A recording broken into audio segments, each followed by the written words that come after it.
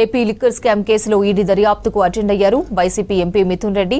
YCP హయాంలో మద్యం policy రూపకల్పన, టెండర్ల కేటాయింపు, నిధుల మళ్లింపులో అక్రమాలు జరిగాయన్న ఆరోపణలపై ఈడీ అధికారులు ఆయన ప్రశ్నిస్తున్నారు. ఇప్పటికే ఏపీ పోలీసుల ప్రత్యేక దర్యాప్తు బృందం నమోదు చేసిన ఎఫ్ఐఆర్ ఆధారంగా మనీ లాండరింగ్ కోణంలో దర్యాప్తు చేపట్టింది ఈడీ. ఇదే కేసులో గతంలో మిథున్ రెడ్డి అరెస్టు కాగా ప్రస్తుతం ఆయన బెయిల్పై ఉన్నారు. మరోవైపు కేసులో ప్రధాన నిందితుల్లో ఒకరుగా ఉన్న మాజీ ఎంపీ విజయసాయిరెడ్డిని ఈడీ అధికారులు విచారించారు.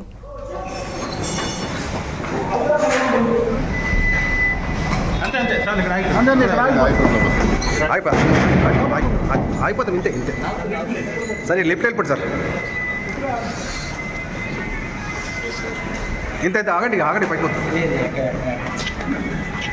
ఆగండి ఆగండి పోవద్దు పైకి పోవద్దబ్బా చాలా